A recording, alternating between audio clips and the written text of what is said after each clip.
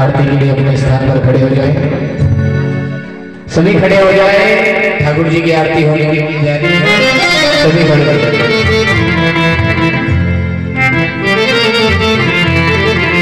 कर्पूर गौरव करुणावतारं संसार सारं भुजगेन्द्रहारं सदा वसन्तं प्यारविन्दे भवामि सहितं नमामि। श्री भागवत भगवान की है आरती, साथियों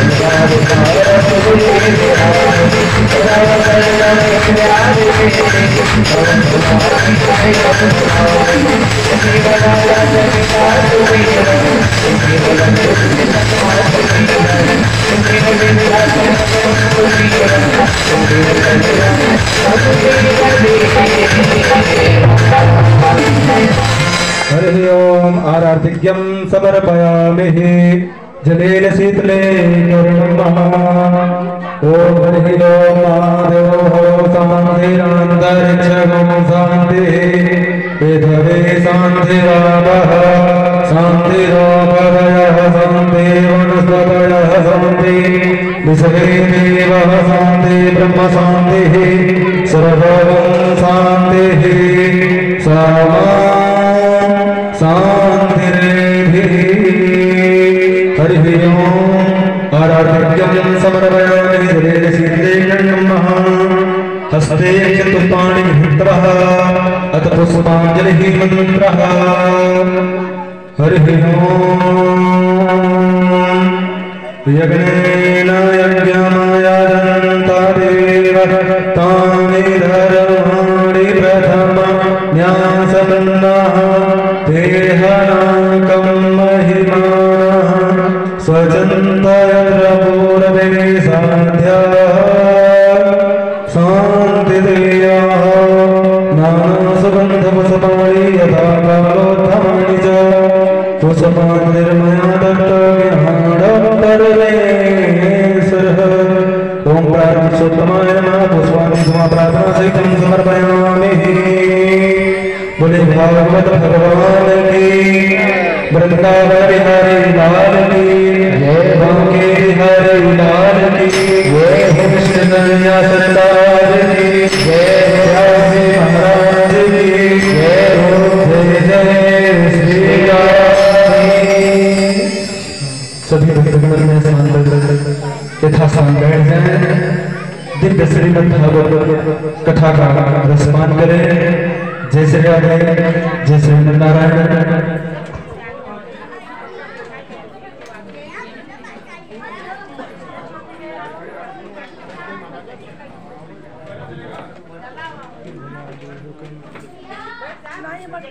बहुत ज्यादा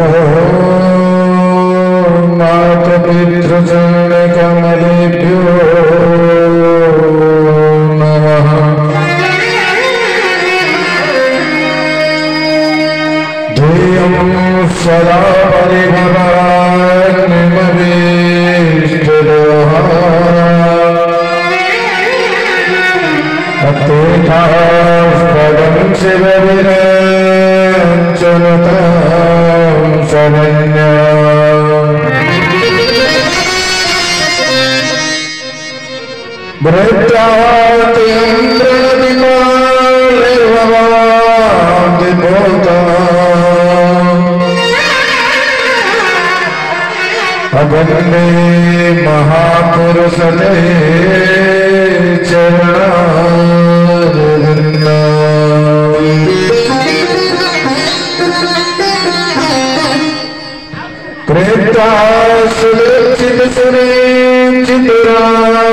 लक्ष्मी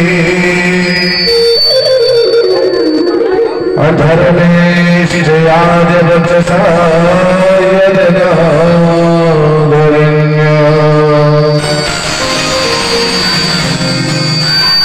मायामृगं वसितां सनतं धामो वन्दे महापुरुषते चरणारविन्दम्।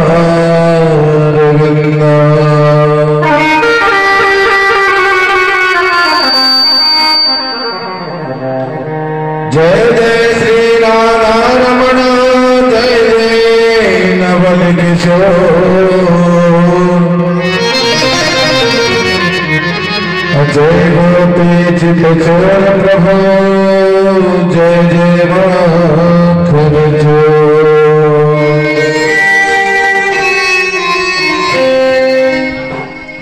राधे तू मेरी स्वामिनी, मैं राधे तेरा दास,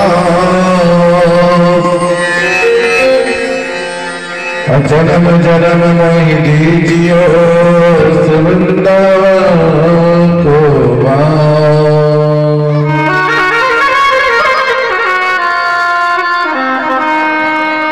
गुरु ब्रह्मा गुरु विष्णु गुरुदेव महेश्वरा, गुरु साक्षात् परब्रह्म तस्मै श्री गुरुवे नमः।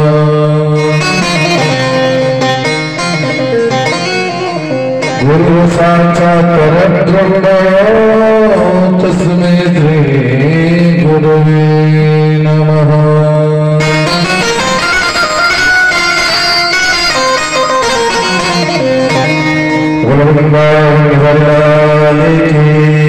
हनुमान जी महाराज की जय हो, शंकर भगवान की जय हो, जी महाराज की जय हो, सरकार की जय हो, सतदेव भगवान की जय हो, महारानी जय हो, मैया की जय हो, जी महाराज की जय हो, सुखदेव जी महाराज की जय हो, धर्म की जय हो, धर्म का नाश हो, कार्य में भावना हो, विश्व का कल्याण हो, माता की रक्षा हो, सत्य सनातन धर्म की जय हो, हारे के सहारे की जय हो, आज के आनंद की जय हो।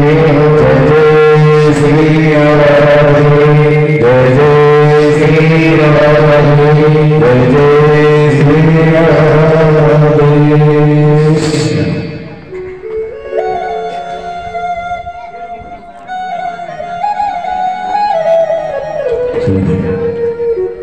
सबसे पहले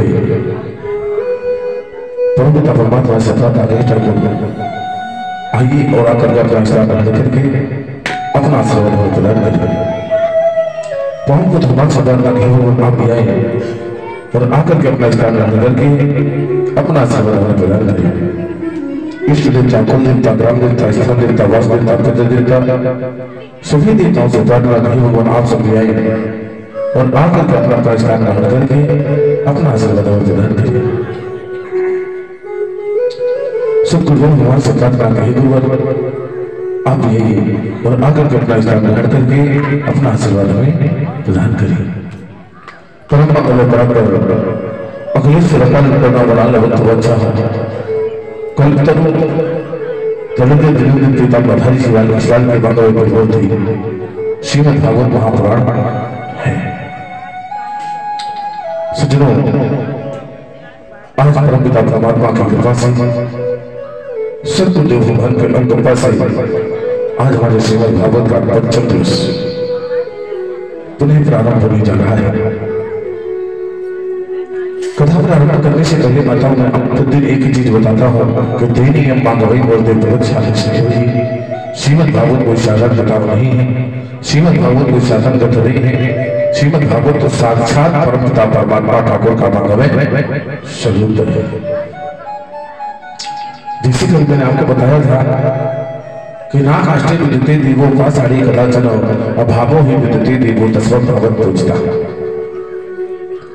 परमपिता परमात्मा को मात्र मानो आपका कुछ नहीं चाहिए, मात्र दो चीज आपसे परमात्मा मांगता है, श्रद्धा विश्वास रूपिणो। मात्र मेरी शरण में आप अगर आते हैं तो दो चीज लेकर के आओ, अपने मन में श्रद्धा और अपने मन में विश्वास। तो श्रद्धा विश्वास रूप हो। अगर विश्वास है माताओं को, साथ में कल बताया था कि राम कथा के तनों ने लिखी तुलसी जैसे मर्याद कहा, नरसिंह बसे परिकम्बन में गाढ़न हो मर्याद कहा। आज भी परमपिता परमात्मा नारायण माताओं कड़कड़ में वास करते हैं, हर पत्ते में हर पेड़ में वास करते हैं, लेकिन उन्हें पैदा करने वाला प्रहलाद जैसे कोई भक्त तो बने, प्रहलाद जैसे पहले कोई भक्त तो बने जो परमात्मा को आज भी परमपिता परमात्मा नारायण कड़कड़ में है। लेकिन मात्र दो चीज के साथ अगर जाओगे तो सब कुछ मिलेगा। मात्र क्या? तो श्रद्धा विश्वास रूप रहो। मात्र श्रद्धा विश्वास के साथ अगर जाएंगे नहीं आओ तो आज भी नारायण कड़कड़ में वास करता है। आइए सभी लोग मन और वाणी को पवित्र करते हुए ठाकुर जी के चरणों में आप सभी लोग अपने मन को लगाइए, राधा रानी के चरणों में अपने मन को लगाइए और भजन से बढ़ करते हैं। फिर आज के बाद आज की जो कथा है, आज की जो ज्ञान गंगा है, आप सब लोग अवगाहन करेंगे। आज सभी लोग भजन से बढ़ करके अपने मन और वाणी को पवित्र करते हैं। बोलिए क्या हो गए हरिराम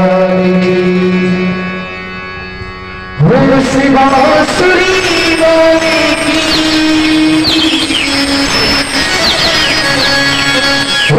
बांसुरी वाली गोदी में सो जाओ, विरती करता है श्याम के भजनों में खो जाओ, विरती करता है श्याम के भजनों में खो जाओ। बांसुरी वाली है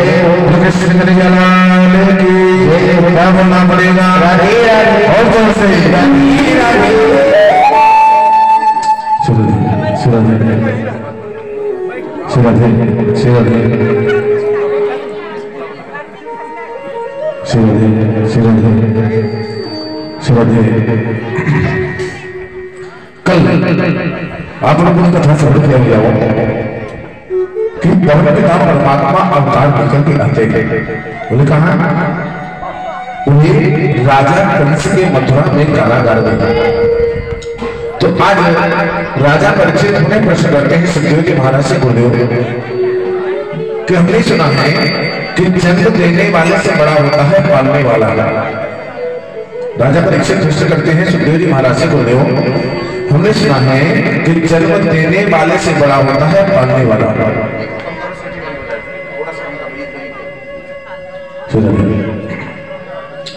जन्म देने वाले से जो बड़ा होता है वो पालने वाला बड़ा होता है। तो माता देवकी और वसुदेव जी के यहाँ स्वयं नारायण अवतार लेकर के तो आए, लेकिन लालन पालन करने का जो सौभाग्य मिला है माताओं, वो मिला है किसको? नंद बाबा और माता यशोदा का। नंद बाबा माता यशोदा का। तो आज राजा परीक्षित प्रश्न करके कह रहे हैं गुरुदेव कि आज माता यशोदा ने आज ऐसा कौन सा काम किया है, मैया यशोदा ने ऐसा कौन सा कर्म किया है जो परमपिता परमात्मा अवतार तो कहीं और लेते हैं, लेकिन लालन पालन करने का सौभाग्य उन्हें कहीं और मिलता है। तो नंद बाबा और मैया यशोदा ने ऐसा कौन सा व्रत किया, ऐसा कौन सा अनुष्ठान किया, ऐसा कौन सा यज्ञ किया जो परमपिता परमात्मा अवतार तो कहीं और लेकर के आते हैं, लेकिन उनका जो लालन पालन है माता यशोदा और उनको लालन पालन करने का सौभाग्य मिलता है। तो आइए मैं आप सबको पहले ये बताता हूं कि परमपिता परमात्मा आज नंद बाबा और मैया यशोदा ने ऐसा कौन सा व्रत किया है जो नारायण अवतार कहीं और लेते हैं, लेकिन उनको पूजा करने की, सेवा करने की जो मैया यशोदा और नंद बाबा को ऐसा कौन सा कर्म किया था जो उन्हें ठाकुर की सेवा करने का सौभाग्य मिला। तो कहते माताओं जो नंद बाबा और मैया थी, कहते हैं कि नंद बाबा और जो मैया थी पूर्व जन्म में एक ब्राह्मण और ब्राह्मणी थी। नंद बाबा और मैया यशोदा जो थी वह पूर्व जन्म में एक ब्राह्मण और ब्राह्मणी थी। जब ब्राह्मण और ब्राह्मणी थी तो बोले क्या हुआ, बोले जब ब्राह्मण और ब्राह्मणी थी मैया तो पूर्व जन्म में एक दिन क्या हुआ कि ब्राह्मण और ब्राह्मणी जो थे तो मैया का जो नाम था उनका नाम था धरा, और जो ब्राह्मण थे उनका नाम था द्रोण। उन ब्राह्मण देवता का पूर्व जन्म में नाम था, इस जन्म में तो उनका यशोदा नाम है मैया का और नंद बाबा नाम है बाबा का। लेकिन जो पूर्व जन्म में जो थे तो उस समय बाबा का नाम था द्रोण और मैया का नाम था धरा। द्रोण और धरा नाम के एक ब्राह्मण और ब्राह्मणी थे। एक दिन क्या हुआ कि उनकी नगर में कुछ ब्राह्मण कुछ संत वहां से आ रहे थे, तो उन संतों को आज भूख लगी।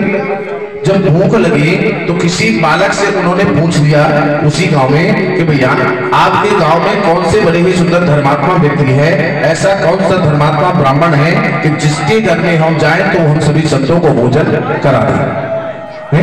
ऐसा कौन सा ब्राह्मण, ऐसा कौन सा संत है कि हम जितने संत जाए तो हमें भोजन करा दें। जिस बालक से उन्होंने पूछा वो बालक थोड़ा उदंडी था, वह उदंडी था। तो आज वह बालक ने इन्हीं माता द्रोण और धरा के नाम के जो बाबा थे ब्राह्मण थे उनके घर में भेज दिया, क्योंकि ये बहुत गरीब थे, बहुत गरीब थे। तो आज उन्होंने जो बाबा आए थे, जो संत आए थे, उनको ये पता नहीं कि हमसे मजाक कर रहा, हमसे झूठ बोल रहा है। उन्होंने अच्छा समझा और द्रोण और धरा नाम के जो ब्राह्मण थे उनके घर ये पहुंच गए। जब उनके घर पहुंचते भैया तो पहुंचने के बाद क्या हुआ, अब बाबा तो भिक्षा मांगने के लिए गए थे, पंडित जी जो थे भिक्षा मांगने के लिए गए थे, मैया बैठे बैठे अपनी बात कर रही थी, जाप कर रही थी भगवान का। तो जितने संत थे सब लोग गए पंडित जी तो थे नहीं, मैया बाहर निकली, अरे ब्राह्मण देवता प्रधान है, प्रणाम किया मैया ने और प्रणाम करके बाबा से बोली बाबा थोड़ी देर रुको, मैं बहुत ही जल्द आपको भिक्षा देने के लिए लेकर के आती हूँ, भिक्षा देने के लिए लेकर के आती हूँ। बाबा बोले भैया हम भिक्षा मांगने के लिए आपके पास नहीं आए हैं, भैया हम भिक्षा मांगने के लिए आपके पास नहीं आए। मैया बोली जब भिक्षा नहीं चाहिए तो फिर आप मेरे द्वार में क्यों आए हो? अगर आपको भिक्षा नहीं चाहिए तो आप मेरे द्वार में क्यों आए हो? बाबा बोले भैया हम भिक्षा मांगने के लिए नहीं आए हैं, हमें बहुत जोर से भूख लगी है, इस बालक से हमने पूछ लिया, उसने आपका घर बताया है, तो हम आपके घर में आज भोजन करेंगे, हम आज के आपके घर में भोजन करेंगे। मैया हाथ जोड़ करके प्रसन्न हो गई, बाबा ये तो बड़े सौभाग्य की बात है कि संत और ब्राह्मणों को भोजन कराने का सौभाग्य मिल रहा है। आओ बाबा आइए। अब बाबा जी को सभी जितने संत थे सबको ले जाकर के मैया ने अपने कुटिया में बैठाया और बैठाने के बाद तुरंत जैसे बाबा बैठे तो हाथ फेरने लगे पेट में, भैया जल्दी करो बहुत भूख लगी, भैया जल्दी करो बहुत भूख लगी है। अब मैया दौड़ती हुई रसोई में गई, मैया जो थी वह दौड़ती हुई रसोई में गई। अब जैसे मैया जाकर के रसोई में देखने लगी तो घर में एक अन्न का दाना नहीं था, घर में एक अन्न का दाना नहीं। अब मैया घबराने लगी, क्या करूं? मैया घबराने लगी, क्या करूं? मेरे घर में इतने संत ब्राह्मण आ गए हैं, मैं कैसे इसको भूखी, कैसे घर से भूखा जाने दो? अब मैया घबराने लगी। बहुत देर से मैया प्रतीक्षा करने लगी कि पंडित जी जो भिक्षा मांगने के लिए गए हैं तो भिक्षा लेकर के आएंगे तो मैं जल्दी से बना दूंगा। अब मैया प्रतीक्षा द्वार में खड़ी हो गई कि पंडित जी अब आएंगे, पंडित जी जब आएंगे। उधर से पुनः बाबा आवाज लगाते, मैया जल्दी करो ना बहुत भूख लगी है, भैया जल्दी करो ना बहुत भूख लगी है। मैया आवाज लगाती, बाबा थोड़ी देर प्रतीक्षा करो, मैं बहुत जल्दी बनाती हूँ, बाबा थोड़ी देर प्रतीक्षा करो। बहुत देर हो गए, जब पंडित जी भिक्षा मांग करके नहीं आए तो आज मैया ने अपने बेटे को बुलाया, आज मैया ने अपने बेटे को बुलाया और बेटे को बुला करके कहती है बेटा आप सेठ जी के घर जाओ और सेठ जी की दुकान में जाकर के कहना हमारे पिताजी भिक्षा मांगने के लिए गए हैं, हमारे घर में कुछ पैसा नहीं है लेकिन हमारे घर में कुछ संत ब्राह्मण आ चुके हैं तो उनको भोजन कराना है, तुम्हें कुछ सामग्री दे दो, जब हमारे पिताजी आ जाएंगे तो हम आपका एक एक पाई चुका देंगे। महाराज हम आपका एक एक पाई चुका देंगे, अभी हमारे जल्दी से हमारे घर में संत आई हुई, हमें कुछ सामग्री दो। बेटा दौड़ता हुआ गया, जैसे पंडित जी का बेटा दौड़ता हुआ गया, जाकर सेठ जी से कहता, सेठ जी राम राम। सेठ जी राम राम। सेठ जी ने राम राम करी। राम राम करने के बाद, हाँ पंडित जी, भैया हमारे पिताजी हैं वो भिक्षा मांगने के लिए गए हैं, हमारे घर में कुछ संत ब्राह्मण आ चुके हैं जिनको हमें भोजन कराना है, लेकिन हमारे घर में कुछ भी नहीं है। हमारे घर में कुछ भी नहीं है, कहीं ऐसा न हो कि हमारे घर से कुछ संत ब्राह्मण भूखे चले जाएं। तो भैया हमारी माता जी ने कुछ सामग्री मंगाया है, उस सामग्री आप हमें दो, जब हमारे पिताजी आएंगे तो हम आपका एक एक पाई चुका देंगे। हम आपका एक एक पाई चुका देंगे। सेठ जी ने बोला, पंडित जी हम उधार पैसे कुछ भी सामग्री नहीं देंगे, अगर आपको कुछ चाहिए तो आप पैसा लेकर के आइए और तब जाकर के हम आपको सामग्री देंगे। जब जाकर सामग्री देंगे, बार बार प्रार्थना करता रहा, सेठ जी दे दो, मेरे घर में संत बैठे हुए, ब्राह्मण बैठे हुए, कहीं भूखे न चल जाए। सेठ जी ने उसे मना कर दिया। इधर संत जो बैठे थे तो बार बार एक ही प्रार्थना, अरे भैया जल्दी करो ना, मुझे बहुत भूख लगी है, भैया जल्दी करो ना, बहुत भूख लगी है। अब बार बार प्रार्थना करते रहे। कुत्तों को हटाओ, बैठे हो सब लोग, कहाँ गए लोग?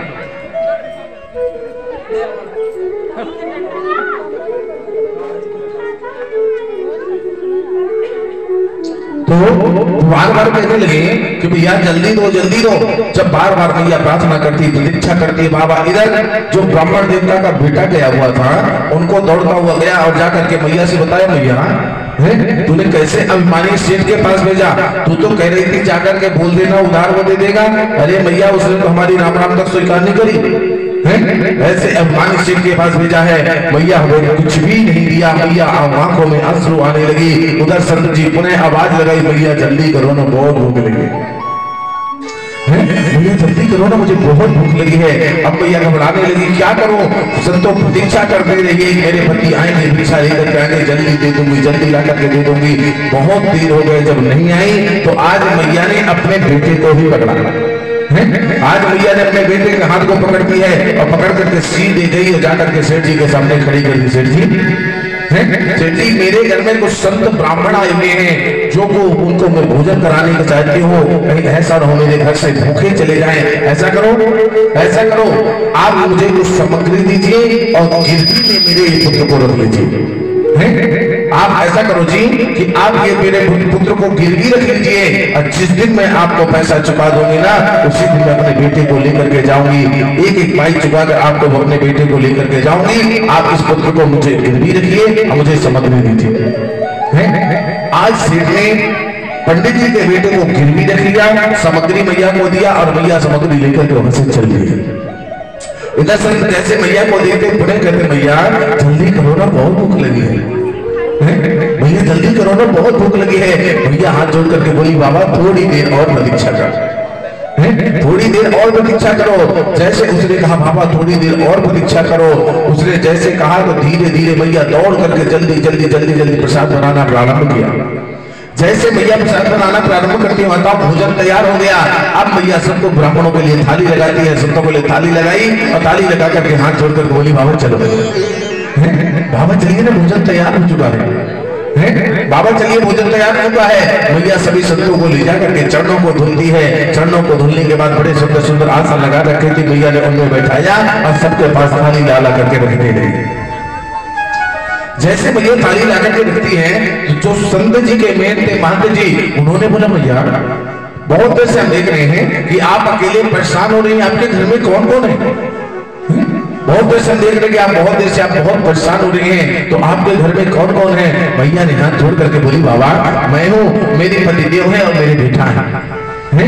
भैया कि मैं हूँ तो मेरे पतिदेव हैं और मेरे जो है एक बेटा है। संत जी ने कहा, भैया तो आप अकेले बहुत देर से लगी पड़ी हैं, मैंने ना तो आपका बेटा दिख रहा है ना आपका पतिदेव दिख रहे हैं, तो पंडित जी दिख रहे, कहाँ गए? भैया ने बोली, बाबा कि मेरे जो पतिदेव है ना वो भिक्षा मांगने के लिए गए हुए हैं और बेटा जो है ना कहीं आसपास खेल रहा होगा। बेटा जो है बोले कहीं आसपास में खेल रहा होगा। संत जी ने कह दिया, भैया एक थाली और लगा करके लाओ और एक थाली लगा करके लाइए और साथ में अपने बेटे को बुलाइए, अपने बेटे को बुलाइए। आपका बेटा जब बैठ करके खाएगा उसी समय हम भोजन करेंगे, अन्यथा भोजन हम नहीं करेंगे। अन्यथा भोजन नहीं करेंगे। मैया बोली बाबा जब तक भोजन नहीं बना था तो आप बार बार कह रहे थे भोजन को भूख लगी है, भूख लगी है, भूख लगी है, और आपके सामने भोजन की थाली रखी है तो बेटी को बुलाओ। अरे बाबा कोई बात नहीं, आप भोजन कीजिए ना, बेटा पता नहीं कहाँ खेल रहा होगा, कहाँ से मैं बुला कर के लाऊंगी, आप भोजन कीजिए। संतोष जी कहा नहीं भैया, जब तक आपका बेटा नहीं आएगा तब तक हम भोजन नहीं करेंगे। बार बार प्रार्थना करती रही मैया बाबा भोजन करो ना, बाबा भोजन करोगे ना। संतों ने मना कर दिया तो मैया हाथ जोड़ करके कहने लगी बाबा मैं आपकी इस इच्छा को पूर्ण नहीं कर सकती।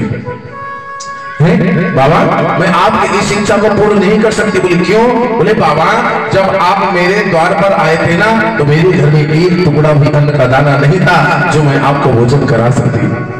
एक अन्न का दाना मेरे घर में नहीं था बाबा, तो मैं अपने पुत्र को गिरवी रख करके आई हूँ और उसी गिरवी के बदले में ये सामग्री लेकर के आई हूँ जिससे मैं आप सबको भोजन बनाया है, जिसके लिए मैंने आप सबके लिए भोजन बनाया है।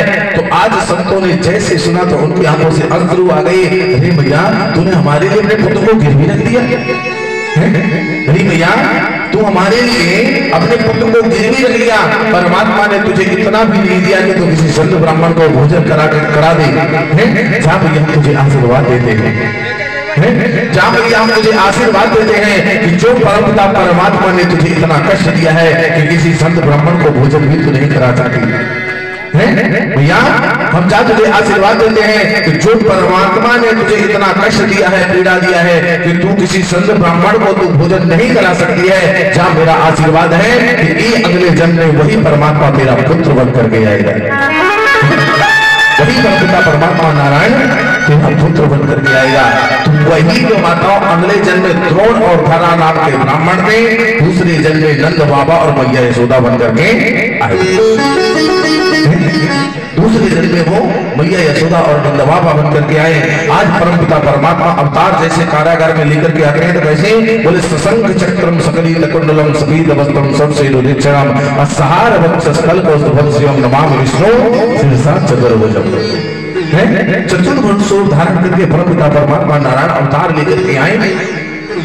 जैसे अवतार लेकर के आते हैं तो पूरे कारागार में बहुत जोर जोर से प्रकाश होने लगा, बहुत जोर जोर से प्रकाश होने लगा। जैसे प्रकाश होने लगा माताओं तो आज बसदेव जी महाराज ने जैसे पीछे मुड़कर के देखा तो स्वयं नारायण खड़े थे, लेट गए चरणों में। आज परमपिता परमात्मा नारायण अवतार लेकर के आ गए। हम मैं अवतार लेकर के आ गया हूँ, आप ऐसा करो आप मुझे उठाइए और यहाँ से उठा करके नंद बाबा के यहाँ गोकुल में मुझे छोड़ करके आइए। बोले आप मुझे नंद बाबा के यहाँ गोकुल में छोड़ करके आइए। बसदेव कहते हैं बेटा अरे बेटा मैं एक पग यहाँ से नहीं हिल सकता, बेटा मैं एक पग भी यहाँ से मैं नहीं हिल सकता। क्यों? मेरे हाथों में हलकड़ी लगी है, बोले गले में तोक लगी है, पैरों में बेड़ियां लगी है, हजारों द्वाल बाल खड़े हुए हैं, बड़े मोटे मोटे ताले लगे हुए हैं, मैं एक पग भी यहाँ से आपको लेकर के हिल नहीं सकता। नारायण कहते हैं अरे भगवान कैसी बात कर रहे हैं? कन्हैया बोले अरे पिताजी कैसी बात कर रहे हो? अगर इंसान परिवार के लिए बढ़ता है तो बंधनों से ग्रसित होता जाता है, अगर वही इंसान परमात्मा के लिए बढ़ता है तो बंधनों से मुक्त होता जाता है। आप बोले परिवार के लिए नहीं, बोले आप भगवान के लिए बढ़ रहे हैं तो आप बंधन में नहीं, बोले बंधनों से मुक्त हो जाएंगे। एक बार अपना हाथ पैर तो चलाइए, एक बार अपना हाथ पैर तो चलाइए। बसदेव जी महाराज ने जैसे अपने हाथों को बढ़ाया, हथकड़ी टूट करके बढ़ गई, पैरों को बढ़ाया, बोले जो पैरों में बेड़ियां लगी हैं वो टूट करके गिर गई, गले की चोट टूट करके गिर गई। अब बोले क्या करें? बोले देखिए पिताजी ये सूप पड़ा हुआ है, इसी सूप में मुझे लेटाइए और लेकर के बोले गोकुल में पहुंचा। ठीक है। आज बसदेव जी महाराज ने एक बड़ा ही सुंदर पीला सा कपड़ा बिछाया और बिछा करके उसको लेकर के जैसे आगे बढ़ने लगे तो जितने ताले लगे थे सब अपने आप खुलते जा रहे हैं, जितने द्वारपाल खड़े थे सब अपने आप सोते जा रहे हैं। धीरे धीरे धीरे धीरे धीरे धीरे कारागार से जैसे बाहर निकले तो सभी देवता स्वागत के लिए खड़े हुए थे। बस एक चीज सत्य ब्रह्म सत्य परम सत्य सत्य से योनि सत्य सत्य। अरे परमपिता परमात्मा नारायण आप तो सत्य है। आज परमात्मा को 9 बार देवताओं ने कहा है हे जगत में पिता जगदीश्वर इस जगत में आप ही सत्य है। नारायण आप यही सत्य हैं। अब जैसे सत्य सत्य कह के सभी देवताओं ने उन्हें स्तुति करी, तो अब क्या हुआ? बोले अब सभी देवताओं ने बोला भैया स्वयं नारायण अवतार लेकर के आए हुए हैं, तो कम से कम को इनको बोलो तो सही, ढोल नगाड़े बजाएं और ढोल नगाड़े बजा करके इनका स्वागत करें।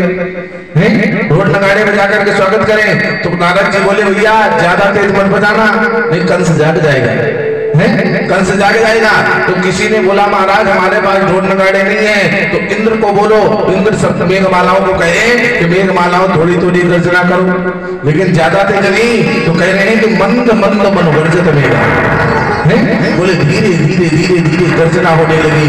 तो देवताओं ने कहा भैया ठाकुर के लिए ढोल नगाड़े बजाकर स्वागत तो कर रहे हो, लेकिन कम से कम फूल तो उनके ऊपर छींटा मारो, फूल भी तो ठाकुर के ऊपर छोड़िए। बोले हमारे पास फूल भी नहीं है। तो मेघमालाओं से कहो कि ऐसे करो कि धीरे धीरे बारिश करने लगो, जैसे कोई फुहारा डाल रहा है, कोई फूल की वृष्टि कर रहा है। बोले फूल की वृष्टि कर रहा है। अब जैसे उसने कहा कि फूल की वृष्टि कर रहा है, धीरे धीरे धीरे धीरे जैसे समय बीता बताओ, तो जैसे फूल की वृष्टि होने लगी, तो स्वयं बलराम जी महाराज ने सोचा मेरा भाई अभी बहुत छोटे हैं, अभी जंग लेकर के आए हैं, कहीं ऐसा न उन्हें ठंड लग जाए। उन्होंने अपने 1000 फनाओं को फैलाया और जाकर के कन्हैया को पीछे से ढक लिया, जाकर के ढक लिए। अब बोले कहां से? गोकुल और मथुरा के बीच में माताओं यमुना महारानी पड़ती है, गोकुल और मथुरा के बीच में यमुना महारानी।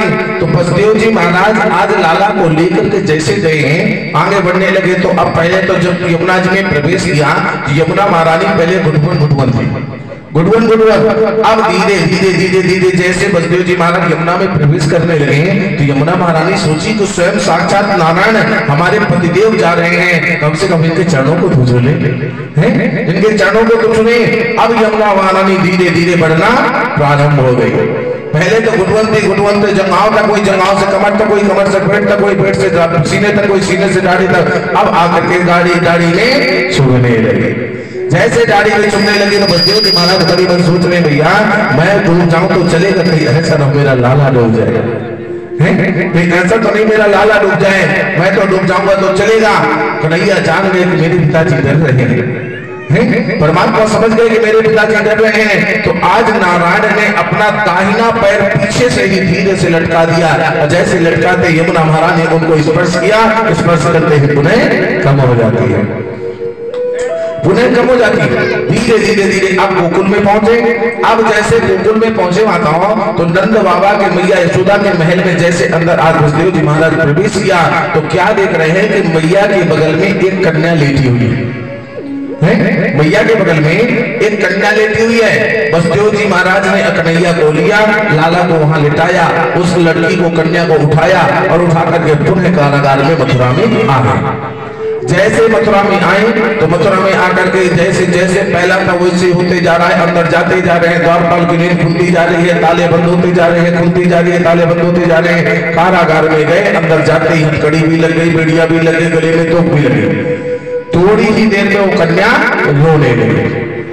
जैसे कन्या रोने लगी भैया, तो जहां द्वारपाल खड़े थे सब कहने लगे अरे महाराज कंस है गए, वो है गए, वो है गए, वो है गए। बोले क्या हुआ? बोले महाराज जो अष्टम की वारी थी वह है गए। अब दौड़ता हुआ कंस हाथ में तलवार लेकर के वहां से दौड़ता हुआ आया और आकर के माता देवकी ने हाथ जोड़ करके कहने लगी भैया, अरे भैया आकाशवाणी ने कहा था कि देवकी का अष्टम पुत्र तेरा काल होगा, लेकिन भैया ये पुत्र नहीं है, ये कन्या है। अरे भैया ये कन्या है, इसे तो कम से कम छोड़ दे। कंस कहने लगा देखो तो सही, जोर जोर हंसने लगा और हंसते हंसते एक चीज देखो तो सही, देवता भी मुझसे डर गए, देवता भी मुझसे डर गए। आकाशवाणी ने कहा कि अष्टम पुत्र काल है, तो पुत्र नहीं बोले कन्या भेज दिया है। हो सकता है ये कन्या ना मारे, अगर ये कन्या नहीं मारेगा तो इस कन्या का होने वाला पुत्र मुझे मार देगा, होने वाला इसका पुत्र मुझे मार देगा। तो ना रहेगी बांस न बजेगी बांसुरी, जब ये कन्या नहीं रहेगी तो पुत्र नहीं होगा, जब पुत्र नहीं होगा तो मुझे नहीं मारेगा। माता देवी विलाप करती रही, छोड़ने के लिए प्रयास करती रही, लेकिन कंस ने नहीं माना। उस कन्या को लिया और हाथ से छीन करके जैसे दीवार में पटक करके मारना चाहा, वह कन्या तो अष्टभुजा धारण करके खड़ी हो गई। अरे दुष्कंस कहती है, अरे दुष्कंस तू मुझे क्या मारेगा, तुझे मारने वाला तो गोकुल में अवतार ले चुका है, गोकुल में अवतार ले चुका है, तू मुझे क्या मारेगा। अब कंस की माता जो है घूम गया है, कंस की माता घूम गया, जितने द्वारपाल खड़े थे सबको बुला करके खड़ा कर दिया। हाँ जी, आकाशवाणी सुन रहे हो कि आकाशवाणी सुन रहे हो? अरे महाराज हम आकाशवाणी तो सुन रहे हैं, लेकिन ये समझ में नहीं आ रही पहले वाली आकाशवाणी झूठ बोल रही है कि अब वाली आकाशवाणी झूठ बोल रही है। पहले वाली ने कहा कि देवकी का अष्टम पुत्र तेरा काल होगा, ये कह रही है गोकुल में अवतार ले चुका है। ये बात समझ में नहीं आ रही, ये बात समझ में नहीं आ रही। इधर गोकुल में क्या हुआ? गोकुल में माताओं नंद बाबा की जो उम्र थी वो हो चुकी थी 95 साल की, और मैया यशोदा की उम्र हो चुकी थी 85 साल की। 85 साल की नंद बाबा के घर में कोई लाला लाली कुछ भी नहीं है। आज नंद बाबा सुबह 4 बजे उठ करके गौशाला की तरफ जा रहे थे। जब नंद बाबा गौशाला की तरफ जा रहे थे तो सभी ब्रजवासी मिल गए, बोले बाबा राम राम है, बाबा राम राम। बाबा खूब बढ़िया सभी ब्रजवासियों ने राम राम करी। बाबा बोले भैया ब्रजवासियों हैं, अरे भैया ब्रजवासियों कम से कम आशीर्वाद दे दो भैया, हैं 95 साल की आयु हो गई है, ना कोई लाला है ना लाली है, कम से कम आशीर्वाद तो दे दो, कुछ हमारे घर में लाला लाली हो जाए। ब्रजवासी बोले बाबा सूखो सूखो आशीर्वाद नहीं मिले भैया, सूखो सूखो आशीर्वाद नहीं मिले। खूब बढ़िया चकाचक छना, खूब चकाचक घोटाओ, पहले खूब चकेंगे घोटेंगे तब जाकर तुझे आशीर्वाद देंगे। बाबा बोले भैया कब तुम्हें किसने मना करी है, खूब चकाचक छानो घोटो भैया, लेकिन आशीर्वाद जरूर दो, जरूर दो। अब जितने ब्रजवासी ने गए और जाकर के मैया के कमरे में जाकर के जितना मक्खन मिश्री रखा था सब जाकर के खाने लगे। मैया रसोई में काम कर रही है, मैया को तो पता ही नहीं, मैया रसोई में काम कर रही है। पहले तो खूब ब्रजवासियों ने खाया और जो कुछ बचा तो बंदरों को लुटाने लगे, मोर को लुटाने लगे, कौओं को लुटाने लगे। अब जब लुटाने लगे तो बंदर बहुत ज्यादा आ गए, और जब आए तो बहुत आवाज होने लगी। मैया बोली क्या चक्कर है, मेरे कमरे से बड़ी बंदरों की आवाज आ रही है। मैया जैसे आकर के देख रही हाँ तो ब्रजवासी सब चकाचक खा बहुत करे बढ़िया, पूरी मटकड़ी खा ली। मैया बोली भैया यह बता तुम्हारी हिम्मत कैसे पड़ी ब्रजवासी मेरे घर में आने की? अरे भैया मैं ना आए, हम आए हैं बाबा के कहने से। कहा बात है भैया, बाबा ने कहा गई है? अरे भैया बाबा ने कही है खूब चकाचक छानो खूब चकाचक घोटो, लेकिन आशीर्वाद दो। मैया बोली भैया कहा बात का आशीर्वाद दे रहे हो, किस चीज के आशीर्वाद दे रहे हो तो बताओ। अरे भैया हम देंगे आशीर्वाद तेरे लाला होने की। मैया बोली भैया खूब चकाचक छानो घोटो, लेकिन आशीर्वाद जरूर दो, खूब चकाचक छानो घोटो लेकिन आशीर्वाद दो। अब सभी विश्वासी छानते घूमते रहे। अब धीरे धीरे धीरे धीरे समय बीता। जब समय बीता तो आज मैया जो थी गर्भावस्था में थी। नंद बाबा जो थे माता वो 9 भाई थे और 2 बहनें थी। नंद बाबा 9 भाई 2 बहनें। 2 बहनों का नाम था, एक का नाम था नंदा और दूसरे का नाम था सुनंदा। तो आज नंदा सुनंदा को यह पता चल गया कि हमारी जो भाभी है 85 साल के आयु में गर्भावस्था में है गर्भावस्था में है। तो आज धीरे धीरे जैसे समय बीता तो समय बीतते ही आज नंदा सुनंदा मैया की सेवा करने के लिए 6 महीने पहले से आ गए। 6 महीने पहले से बस एक ही बात दोनों ने नंदा सुनंदा ने बात कर रखी है। अरे बहन अगर भाभी के अगर कोई छोरा या छोरी हो गई, भाभी के अगर कोई लाला या लाली हो गई ना तो भाभी के गले में जो 9 लखा हार है उससे हम बधाई में मांग लेंगे। जो 9 लखा हार उसके गले में पड़ा हुआ उसे हम बधाई में मांग लेंगे। तो आज नंदा सुनंदा 6 महीने पहले से भाभी की सेवा करने के लिए आ गई है। अब धीरे धीरे धीरे समय बीता। मैया यशोदा जो थी माताओं वह सुबह 4 बजे उठ जाते थे। मैया यशोदा सुबह 4 बजे उठ जाते थे। 8 बज गए सुबह के 9। अब जब सुबह के 9 बजे तो आज नंदा ने सोचा क्या चक्कर है, भाभी इतना जल्दी तो उठ जाती थी, क्या चक्कर है 9 बज गए। अब नंदा भाभी को देखने के लिए जैसे उनके कमरे में जाती है तो क्या देख रही है कि भाभी के बगल में कोई लेटा हुआ है, कोई लेटा हुआ है। लेकिन पहले भैया देख तो लो, लेकिन यो पतो ना है कि लाला है कि लाली है, यो पतो ना है कि लाला है कि लाली है। नंदा बोली पहले मैं देख लो तब जाकर के भैया से बताऊंगा। अब नंदा धीरे धीरे धीरे धीरे धीरे धीरे पलंग के सहारे पहुंची तो क्या देख रही है कि जो लाला लेटा हुआ है वह एक पीला सा कपड़ा, पतला सा कपड़ा लेकिन ढक से ढका हुआ है। अब ढका हुआ है। जब देखे कि बालक ढका हुआ है तो नंदा ने क्या किया, नंदा ने धीरे धीरे धीरे धीरे धीरे उस कपड़े को उठाना प्रारंभ किया। जैसे नंदा ने उस कपड़े को उठाना प्रारंभ किया तो बोले पूरा नहीं उठाया, वहां धीरे धीरे धीरे धीरे थोड़ा सा उठाया और थोड़ा सा उठाते ही उन्हें ढक दिया। पूरा नहीं खोला, बोले थोड़ा उठाते ही पूरा रख दिया और रख करके एक ही प्रार्थना, हे ऋषिकेश भगवान, हे ऋषिकेश भगवान, हे द्वारिकाधीश भगवान, भैया मैंने जितने ब्राह्मणों को भोजन कराया ना सब मेरे भाभी को लग जाए, लेकिन गलती से लाल ही नहीं होनी चाहिए, गलती से चोरी नहीं होनी चाहिए। अब नंदा से पुनः नीर आ गया। जब पुनः नीर आ गया, मैया पुनः धीरे धीरे धीरे नंदा उठाने लगे, उठाते पुनः ढक दिया। हे द्वारिकाधीश भगवान, हे बद्रीनाथ भगवान, अरे भैया मैंने जितने दान किए हैं, गौओं का दान किया है ना सब मेरी भाभी को लग जाए, लेकिन भैया गलती से चोरी नहीं होनी चाहिए, गलती से चोरी नहीं होनी चाहिए। एक बार करी, दो बार करी, तीसरे बार नंदा से नहीं रहा गया। जैसे नहीं रहा गया माताओं, तो आज नंदा ने जैसे उस कपड़े को उठाया तो ठाकुर को देखते ही मोहित हो गई और मोहित होकर सीधे पहुंच गई रसोई में। सीधे नंदा रसोई में पहुंची, जाकर आटा गूंदने वाली परात ले ली, रोटी बेलने वाली बेलन ले ली और सीधे रसोई कहां पहुंच गई? गौशाला में। इधर नंद बाबा बैठे बैठे भजन कर रहे हैं। बाबा भजन क्या कर रहे हैं? बाबा नंद बाबा वहां बैठे बैठे भजन क्या कर रहे हैं कि अभी तो भयो ना है जाने कब होएगो, अभी तो भयो ना है जाने कब होएगो। ये बाबा का वहां भजन चल रहा है कि अभी तो भयो ना है जाने कब होएगो। अब इधर नंदा दौड़ दी, बजा दी, क्या हुआ? परात को लेकर के छन छन छन छन छन छन बजाते हुए सीधे पहुंच गई गौशाला में। भैया बधाई हो, भैया बधाई हो, भैया बधाई हो। नंद बाबा बोली, बहन का बात की बधाई दे रही है? अरे बहन तू का बात की बधाई दे रही है?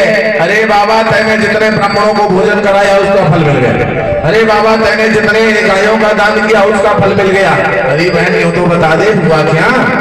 मिल तो गया लेकिन यूं तो बता हुआ क्या? अरे भैया तेरे 95 साल की आयु के बाद तेरे घर में लाला हुआ है। अब जैसे नंद बाबा ने सुना कि मेरे लाला हुआ है, 95 साल का बुढ़ा ऐसी छलांग लगाई, ऐसी छलांग लगाई जैसे 16 साल का लड़का छलांग लगाता है। छलांग लगाई और सीधे वहां से पहुंच गए यमुना जी। यमुना जी में जाकर के बाबा ने 108 डुबकी लगाई। 108 डुबकी लगा करके सीधे नंद महल में आते हैं। पीली बगलबंदी बांधी, पीली पगड़ी बनाया, मूछन में इत्र लगाई, आंखों में काजल लगाई। अब पूरे ब्रजवासियों को जाकर के 84 कोस में जाकर एक ही चीज, भैया मेरे घर में 95 साल के बाद लाला हुआ, सब बधाई देने के लिए आ जाओ। अब धीरे धीरे धीरे धीरे जैसे ब्रजवासियों को पता चला कि आज बाबा के घर में लाला हुआ है, मैया के घर में लाला हुआ है, सभी ब्रजवासी नाचते गाते बधाई देने के लिए आने लगे। आइए हम भी आज लाला को, भैया को आनंद बाबा को बधाई देते हैं। ये भजन के माध्यम से फिर आगे की कथा श्रवण करते हैं।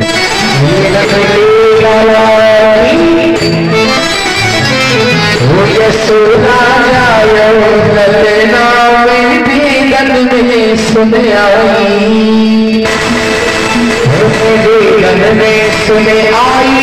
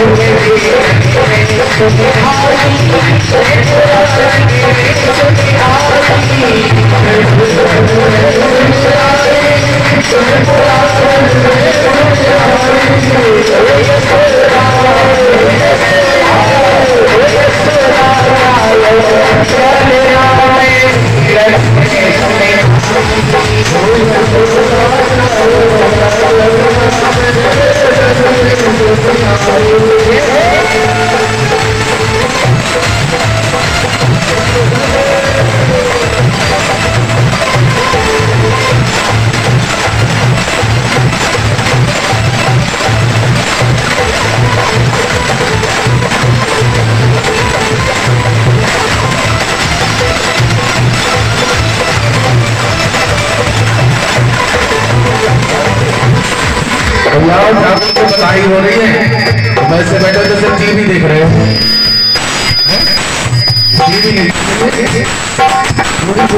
अभी आगे कथा में सुनाऊंगा। जिसके मुख में दांत नहीं है, पेट में आता नहीं है, वो भी गुद के नाच रही है। हाथ उठा के ताली बजा के ठाकुर का बधाई नाच रहा।